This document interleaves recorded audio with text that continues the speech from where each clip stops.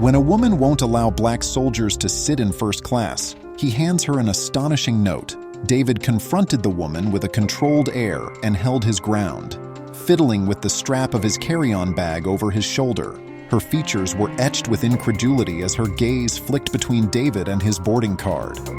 Welcome to USA Stories Channel. Do not forget to subscribe and activate the bell button to receive all new updates. Now let's go to the story. A soldier in first class like you? I'm sure you're mistaken, she remarked in a patronizing tone. David gave a little smile, not because he was amused, but more in an effort to be polite under her critical eyes. Ma'am, as a thank you for my service, the airline upgraded me. Verify your ticket, please. Maybe there was a miscommunication, he said in a courteous manner. But the woman dismissed it with a contemptuous shake of her head, drawing her fancy bag closer to her side as though to make a statement about her own social standing. Months ago, I reserved this chair. She shot back, her voice loud enough to turn a few heads. There's no way they'd just give it away to anyone. A senior couple in the next seat looked at David sympathetically, whispering to one another. The man leaned a little closer and gave an encouraging nod. Thank you for your service, son, he said loudly, his words genuine in a way that was a stark contrast to the woman's cold attitude. This encouraging response gave David greater confidence to say, I assure you, ma'am, there is no error. I have the same right as everybody else to spend as much time here. As more individuals became aware of the situation, the anxiety appeared to spread across the first-class cabin, creating an environment that was both uncomfortable and full of eagerness for a resolution. Sensing an argument was about to break out, the flight attendant stepped forward and smiled calmly. With a friendly yet professional tone, she questioned, "Is there a problem here?" as her eyes immediately assessed the circumstances. David nodded respectfully and gave the flight attendant his boarding ticket. I think there was some misunderstanding regarding seating, he clarified, maintaining his composure in the face of increasing strain. After looking over the pass, the flight attendant spoke to the woman in a strong yet kind manner. This person is seated in the appropriate spot, ma'am. Please take a seat as well so that we can get ready to take off. There was a subtle murmur of agreement as the woman hesitantly stepped aside, with most of the other passengers obviously supporting David. David took a seat, his turbulent feelings being steadily accompanied by the gentle hum of the airplane's engines. He was still uncomfortable from the encounter, but he was taught to deal with much more than verbal sparring as a soldier. He produced the little notepad he kept with him at all times, a habit developed over years of wanting to scribble down instructions and ideas. With a calm hand, he started composing a letter to the woman, making sure every word he wrote would clear up any miscommunication that had developed between them. A perceptive young mother sat across the aisle, watching David write. See, that's how you handle problems, with patience, she said to her daughter.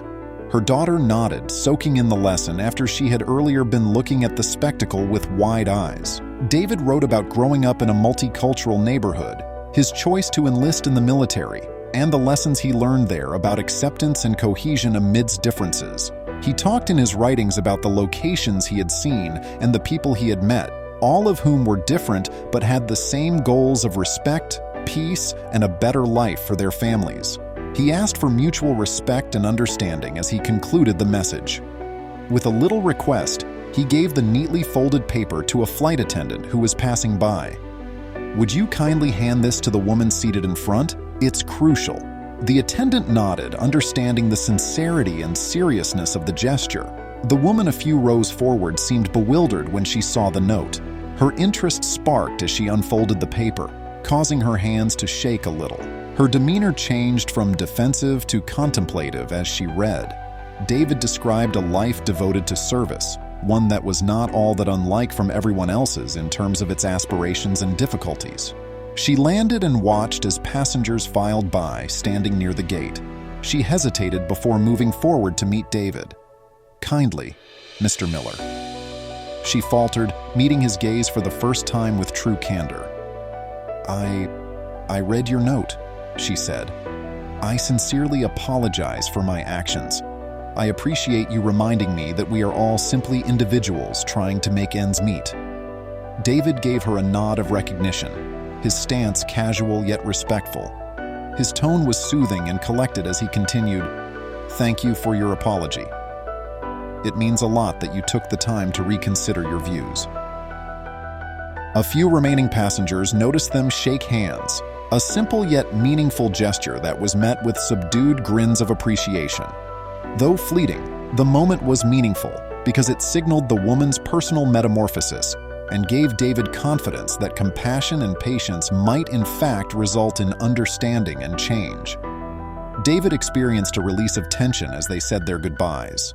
With a fresh feeling of optimism, he headed toward the airport exit, not just for himself but also for the potential for reconciliation in his daily interactions. Even though his message was intended to address only one instance of discrimination, it ended up affecting many lives and maybe even altering one. Even though it was unexpected, this event strengthened his faith in the efficacy of communication and the goodness of people, a lesson he would remember long after the airplane had landed. We can learn a great deal about the need of empathy, communication, and understanding in handling and resolving issues from the tale of David and the woman on the aircraft. David's intelligent response to discrimination, rather than his outburst of rage, shows how decency and communication can turn potentially polarizing circumstances into chances for development and healing. This strategy not only altered the woman's viewpoint, but also had a favorable effect on other travelers who saw the interaction.